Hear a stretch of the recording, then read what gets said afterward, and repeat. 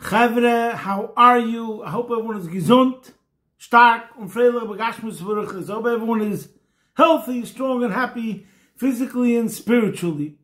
Today is Erev Shabbos Kodesh, Parshas Bamidbar. We read always Parshas Bamidbar before Shavuos. Shavuos is Emir Hashem, Sunday night.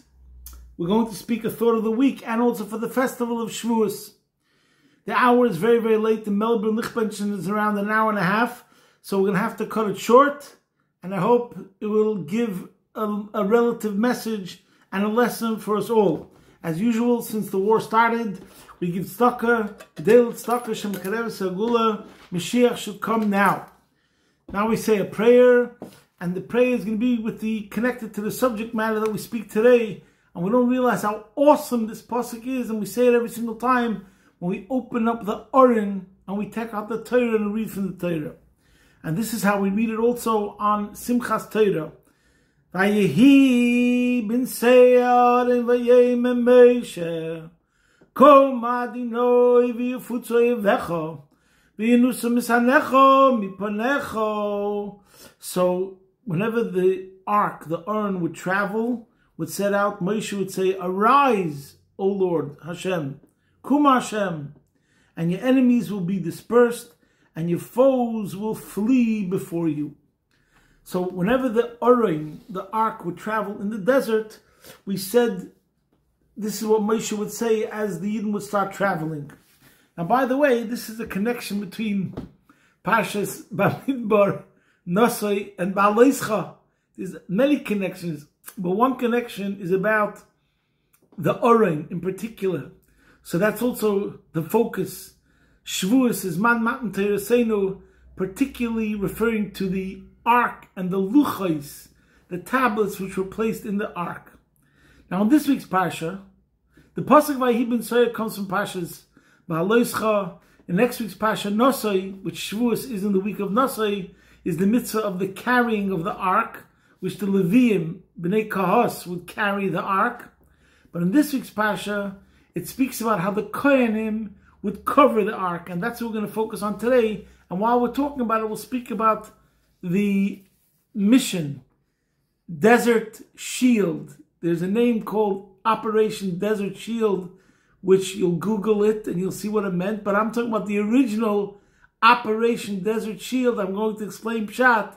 Operation Desert Shield, what gave us the power to be protected from the negative environment of a desert. Now, in this week's parsha, it speaks about how the different job descriptions of the Kohanim and the Leviim, is much to discuss, as the Rambam talks about in Sefer Avodah. So, but one of the things that were done by the Kohanim, the pasuk says, "V'nosnu olav kisui oir tachash." They shall place upon it a tachash hide covering. Ufarshu beged klil tcheles milmoila, and spread a cloth entirely of turquoise wool over it. Before that, they had to take the pareches and use that also as a covering. So there was the pareches, and there was the tachash, and then there was the klil tcheles. So what I'm going to tell you now is coming from a sikh of the Rabbi from 40 years ago. Shabbos Parshas Bamidbar Tofshin Mem Hey, 40 years ago, and I took it from a Svadius Mem Hey Chelik Dalid, Parshas Bamidbar, and page 2136 or 26 and further. The Rebbe teaches us a lesson which is so profound and so important, and that is as follows.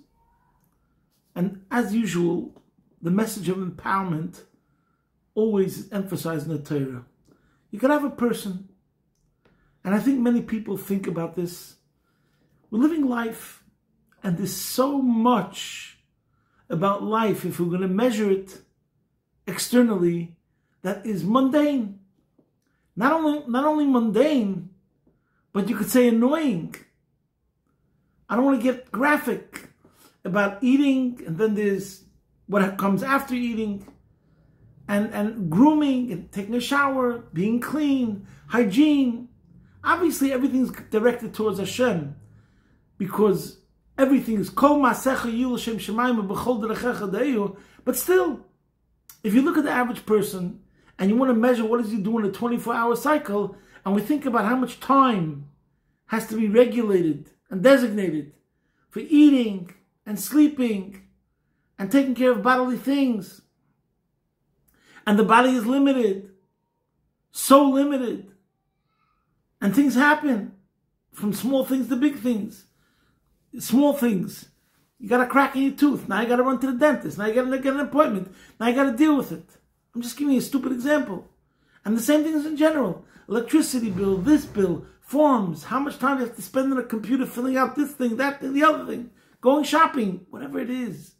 Life, life on this planet Earth and all that it includes.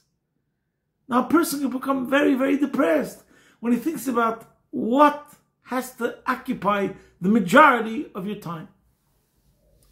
So one answer is that as much as possible, try to cause his gadbrus, hatsura alachimer, make it, first of all, infuse everything with the spirituality, so that it has a different definition, like reframing. Second of all, try as much as possible to cause that it should be the domination of the spirit over matter, so to speak. And third of all, and this is the main point which you're going to say today, is that you have to remember that is part of what you're doing here is, like we spoke many times, where it says, V'zeh kol ha'adam, v'sachlis b'riyosei, uvrias kol ha'elemes, el yoinim v'sachtoinim, lias lo yidirozoi b'sachtoinim. It's all part of the mission. V'zeh kol ha'adam, this is the purpose of man, this is the totality of man. V'sachlis b'riyosei, the ultimate purpose of why he was created. The entire galaxy, the celestial beings, to make a dwelling place for Hashem down here below. Now, I think I mentioned this many, many times. My mashpia, Melech Tzibul, he said that, if we have any question in Judaism, if you have a question in Judaism, just think in terms of Dira B'Tachtoinim, and that should answer it. Because if we say, that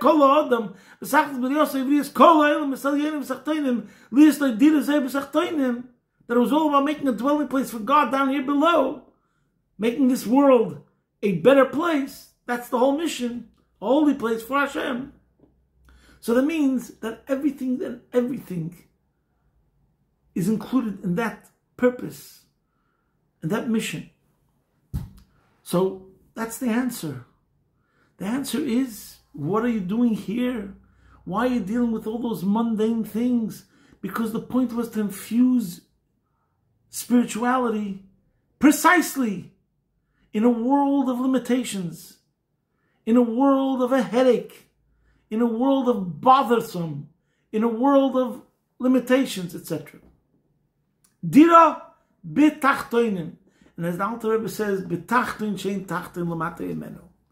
So this, the Rebbe says, is what's going on over here. Person could think to himself, we have the Aron, we have the Torah. Wouldn't it be great if we could just hang out with the luchos, what's in the ark itself, or just remain in the Kodesh Kodashim, or close to the Kodesh Kodashim, the holiest of holies? And that's where we should spend the majority of time, and that's where the Aron should be the majority of time. But we say no. That there's a concept where the Aron has to be covered. And not only one cover, but another cover and another cover. And why? And this is what the Rebbe says. The purpose is because there's a mission. And the mission is that we're dealing with the Aron while it's covered. We're going to a hostile environment. We're going to a place called Tachtoinim, where the Aron has to be covered, and over there to bring out spirituality. And this is what the Rebbe says in the Sikh over there. One of the main points is that this is the paradox. On the one hand, we're dealing with the most holiest object. The luchos came from Shamayim. And even the second set of luchos, it was the holiest of holiest that had to be kept in an ark. And we have that with us. The holiest of holies, the Kodesh Kodshim, that's what's represented by the Aron and the Luchas that are in the Aron. Then we travel with it. So this is the paradox. On the one hand, we're traveling with the most powerful weapon which stems from out of this world, representing Hashem himself. And then we take that itself, on the other hand, and we take it into the lowest environment. It has to be in a situation where it's not revealed. It has to be covered because we're dealing with a world, and the purpose of the world is to go into a tachtonim, and that's the message of why the ark has to be covered, i.e., that's part of the whole job description, part of the reality of our mission is that we're going to be dealing with a situation where the ark is covered. We don't see godliness totally in its full intensity, in its full expression. And in that itself, in such an environment, we have that power with us to be able to overcome all adversity and all challenges. So that's the paradox. And this is obviously very, very connected to Shavuos. As everyone knows, the famous sugya of Matan Torah, Masechta Shabbos, which I don't want to elaborate so much right now, the time is late, where the angels wanted the Torah, and then Moshe Rabbeinu tells them, what do you mean? But the Torah is given to humans. Do you have an evil inclination? It says only your parents. Do you have parents? Etc., etc. It's well known, this Gemara. Now, if you learn this Gemara without Chassidus, you could think to yourself that the whole Torah, in a way, was given to man. In other words, it's not a manual for angels, because they're holy. They don't have to be told the 10 Commandments. Don't commit adultery. Don't commit kidnapping. Don't be thieves.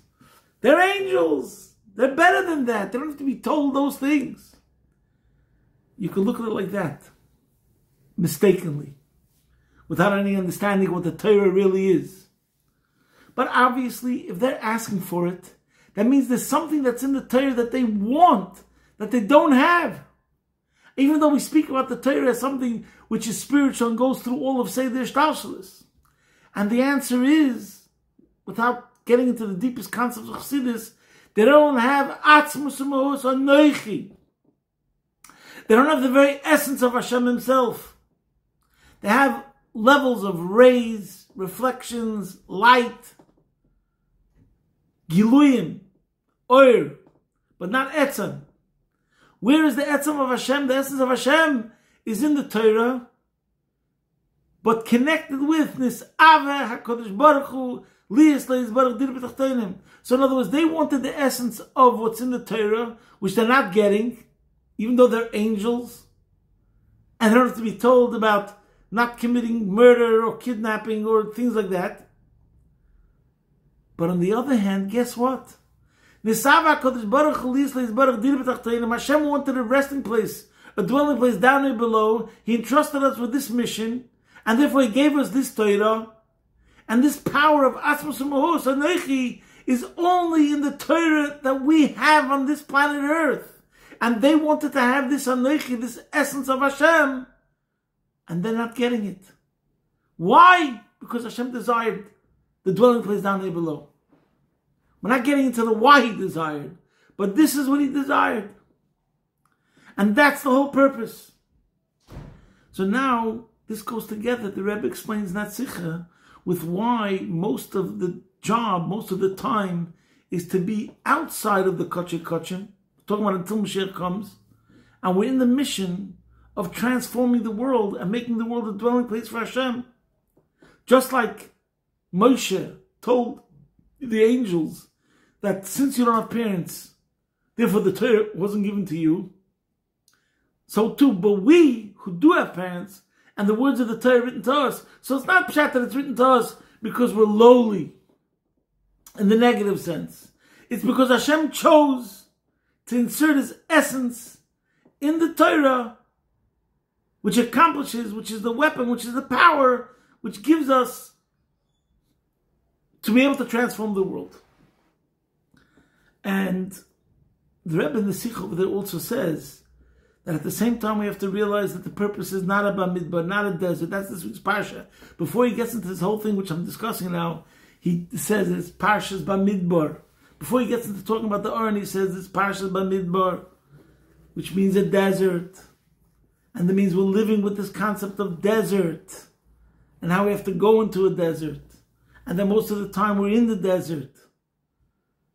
And the whole point is to transform the desert. But at the same time, we have to realize that's not what the ultimate is to come to Mashiach, where we're successful in transforming the desert, and then we come to Mashiach. But right now we have to know we're here on a mission in the Bamidbar, and we're given the Aron in its coverings to be able to deal with it. And maybe we'll leave that discussion for another time, as all the Mefarshim explain. Vayihi ben Aron. The Aron meant the highest levels of godliness, the Merkava, Pamali, Shamayla, Malachim, it all came, and like it said, it made the bumps in the desert or whatever it was, it made the path smooth. And that's what it means also, anything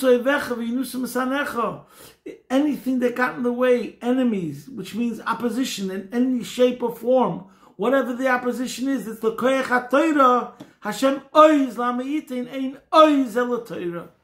So this is what we have accompanying us always, wherever, whatever, in whatever sort of desert, limitations, darkness that you're in. Vayihi ben Aron. That's why it's such an amazing, amazing pasuk.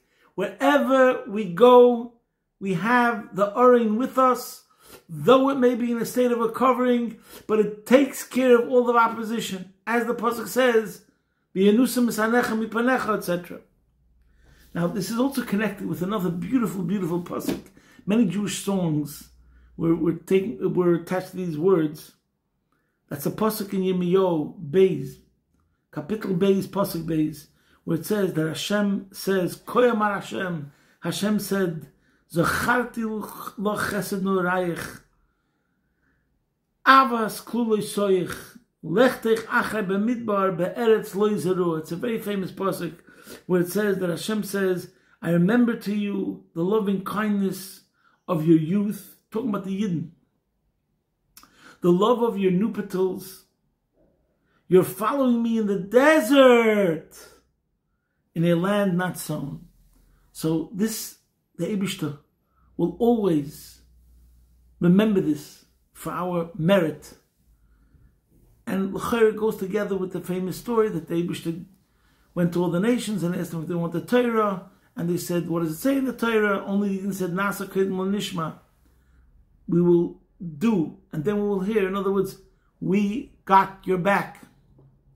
And the same thing's over here. We're like the young couple that's running away. They don't even know what kind of house they're going to have. They're going into the desert. We are following Hashem in the desert. And Hashem says this is a merit forever. Because they could have said, what are we going to the desert for? We're going out of Egypt, which was the prime civilization of those times. Very developed. Where are we going? It's similar to the story with Avraham Avinu. Lech lecha. And it was one of the 10 Nisyanis. Where? El haaretz asher areka. We're not sure yet. Just go. So the same thing over here. The pasuk says Hashem will forever remember our loyalty and our love. That it was lechtich achri b'midbar be'eretz lo zarua. We went into a desert in a land which was not sown. So I remember Rabbi Groner, Chazon Yitzvort, Rabbi Yitzchak David Groner, and I think he was saying from the Rebbe that, and I think we mentioned this before, Be'eretz lo yizerua means not only a land which is not sown, where there's no fruits and vegetables and growth and produce, a desert, but what does it mean Be'eretz lo yizerua, in a land with a loy yizerua? You're going into a place where the loy, where the negativity is implanted. You're going into a place to start with, behind enemy lines, so to speak, where there's already an opposition. There's a loy. And we're going to go into that place which is a loy and to transform it. Al derech the famous Hayom Yom, I think it's Chaf Oder, where it says, Eish Tom Betuk Al Mizbech, Loi Sichbe, we have to take the Loi and annihilate it, and extinguish it. The same thing over here, we're going to a place of a Loi, where the Loi is a Ruah, and still, Dira Bit Tachtoinim, we're going into the Tachtoinim with the Oren, and transforming it and making it into a Dira, Loi Yisbarich, Bit Tachtoinim.